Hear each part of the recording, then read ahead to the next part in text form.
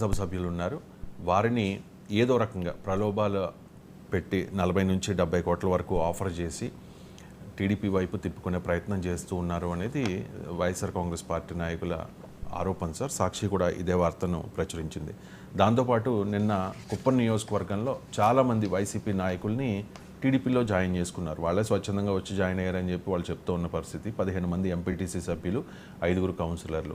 ఇది కుప్పానికి మాత్రమే పరిమితం కాదు సార్. పొంగనూరులో మనం చూసాం. అలాగే విశాఖపట్నంలో కూడా ఎమ్మెల్సీ ఎన్నిక జరగబోతోంది.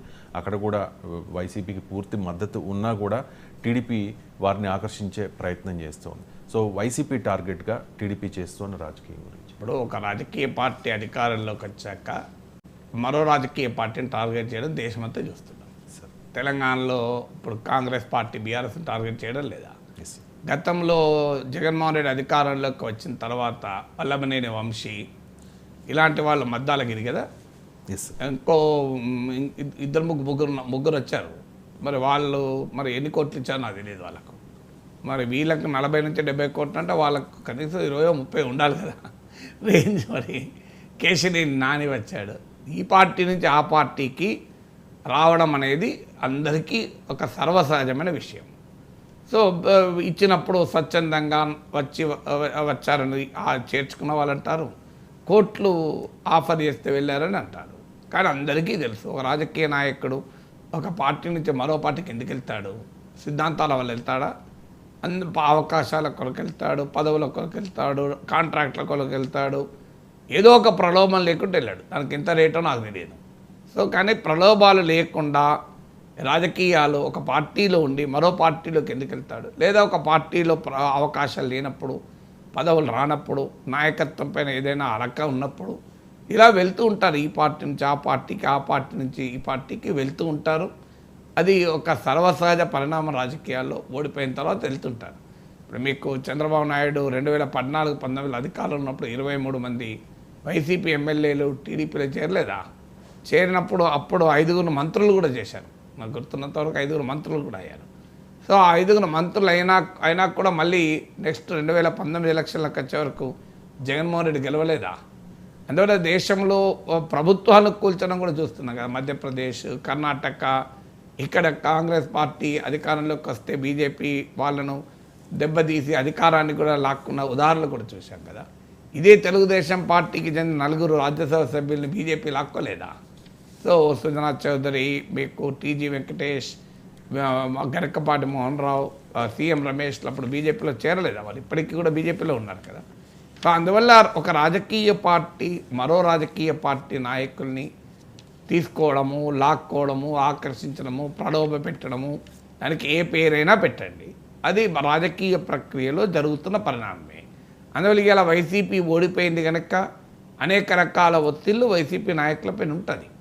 అది ఆర్థికపరమైన ఒత్తిళ్ళు ఉండవచ్చు, వారు వ్యాపారాలపైన ఒత్తిడి ఉండొచ్చు. గల్లా జయదేవ్ కంపెనీని ఆంధ్రప్రదేశ్ నుంచి జగన్మోహన్ రెడ్డి తనివికొట్టలేదా? గల్లా జయదేవ్ కంపెనీ ఏం పాపం చేసింది? ఆయన తెలుగుదేశం పార్టీ నాయకులైన ఆఖరికి రాజకీయాలే వదిలేశాడు కదా.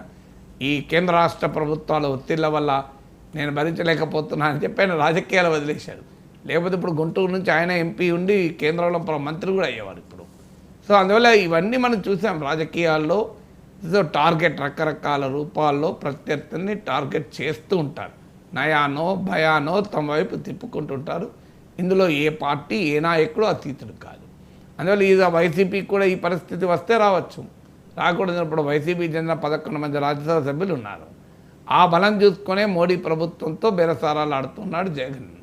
మీకు విజయసాయిరెడ్డి బహిరంగంగా చెప్పాడు కదా, టీడీపీకి 16 మంది ఎంపీలు ఉంటే మాకు 15 మంది ఎంపీలు ఉన్నారని ఆయన లెక్క కూడా చెప్పాడు. రాజ్యసభకు చెందిన 11 మంది, లోక్సభకు చెప్పిన 4. సో మాకు 15 ఉన్నారు అన్నారు. అంటే ఒక రకంగా టీడీపీకి వార్నింగ్ ఇచ్చారు, మీరే కాదు మేము కూడా బీజేపీతో రాజకీయం చేయగలుగుతామని. అన్నప్పుడు టీడీపీలు ఏం చేస్తారు? తన ప్రత్యర్థి రాజకీయం చేయగలుగుతానని వార్నింగ్ ఇచ్చాడు కనుక ఆ ప్రత్యర్థిని బలహీనపరిచే పని చేస్తారు. ఇప్పుడు మీకు జగన్మోహన్ రెడ్డి 2014-19 మధ్యకాలంలో చంద్రబాబు నాయుడు ముఖ్యమంత్రిగా ఉన్న రోజుల్లో కూడా జరిగింది ఏంటి? జగన్మోహన్ రెడ్డి రాజ్భవన్ పోయాడు, బయటకు వచ్చి నాతో ఇంతమంది ఎమ్మెల్యేలు టచ్లో ఉన్నారు, ఈ ప్రభుత్వాన్ని కూలుస్తామనే రీతిలో మాట్లాడాడు. జరిగింది ఏంటి, వైసీపీ నుంచి 23 మంది ఎమ్మెల్యేలు టీడీపీ లాగేసుకున్నది. సో ఈ తెలంగాణలో కూడా జరిగింది ఏంటి, రేవంత్ రెడ్డి ప్రమాణ స్వీకారం చేసిన ఒక్క రోజుకే 2 రోజులకి ఈ ప్రభుత్వం ఎక్కువ రోజులు ఉండదు, ఈ ప్రభుత్వం కూలిపోతుంది, మళ్ళీ కేసీఆర్ ముఖ్యమంత్రి అవుతాడు అంటూ మొదలుపెట్టారు బీఆర్ఎస్ వాళ్ళు. సో అప్పుడు కాంగ్రెస్ పార్టీ ఏం చేయాలి, థ్యాంక్ యూ వెరీ మచ్ చేసుకోండి, నా ప్రభుత్వాన్ని కూల్చుకోండి అంటారా. అందువల్ల అక్కడ ఎమ్మెల్యేలు లాగడం మొదలుపెట్టారు. అందువల్ల ఇది పరిణామాలు మనకు నిరంతరం. ఇదే జగన్మోహన్ రెడ్డి అసెంబ్లీలో చంద్రబాబు నాయుడు ఉద్దేశించాను లేదా, నేను చిటికేస్తే చాలు మీ అటువైపు నుంచి ఇటు వస్తే నీకు ఎల్ఓపి స్టేటస్ కూడా పోతుంది అనలేదా. మరి ఎందుకన్నాడు చిటికేస్తే అని. ఇప్పుడు నువ్వు చిటికేస్తే అని బెదిరించావు, చంద్రబాబు నాయుడు చిటికేస్తాడేమో లేదా సపోర్ట్ కొడతాడేమో. సో అందువల్ల రాజకీయాల్లో ఇది జరగదు అని చెప్పడం కష్టం. అందులో రాజ్యసభలో ఎన్డీఏకు పూర్తి స్థాయిలో బలం లేదు. అందువల్ల లోక్సభలో వాళ్ళకి అవసరం లేదు, కానీ రాజ్యసభలో పూర్తి అవసరం కూడా ఉంది. ఎన్డీఏకు అవసరం ఉంది కనుక టీడీపీ కాకపోతే బీజేపీ లాక్కుంటుంది. సో పోయే వాళ్ళు ఉన్నప్పుడు లాక్కున్న వాళ్ళు ఎప్పుడు ఉంటారు కదా. సో డిమాండ్ సప్లై ఉన్నప్పుడు డిమాండ్ అండ్ సప్లై సూత్రం. సో అందువల్ల బీజేపీకి కూడా అవసరం కూడా ఉంది. అయితే ఒక్క పాయింట్ ఇక్కడ ఏముంది అంటే, వైసీపీ తరఫున వాళ్ళు ఎంపీలుగా ఉన్నా, టీడీపీ తరఫున రేపు టీడీపీలో చేరి ఎంపీలుగా ఉన్నా సపోర్ట్ చేసేది బీజేపీకి, తేడా ఏం రాదు. వీళ్ళేవి ఆంధ్రప్రదేశ్లో ప్రత్యేక హోదా ఇవ్వలేదన్నందుకు మోడీ ప్రభుత్వాన్ని పైన నిరసన తెలుపుతారా, ఏదో రాజ్యసభలో మాట్లాడతారంతే. అల్టిమేట్గా ఇష్యూ బేస్ సపోర్ట్ అని ఆల్రెడీ ప్రకటించారు కదా. సో వాళ్ళు వైసీపీ ఎంపీలు అయితేంది, టీడీపీ ఎంపీలు అయితేంది, రేపు బీజేపీ ఎంపీలుగా మారుతేంది, ఎవరైనా మళ్ళీ పోయేది అక్కడికే కదా. అన్ని నదులు సముద్రంలో కలుస్తాయి కదా. సో ఆంధ్రప్రదేశ్కి చెందిన అందరు ఎంపీలు బీజేపీలోనే కలుస్తారు. అది గత 10 ఏళ్ళుగా చూస్తున్న వ్యవహారమే.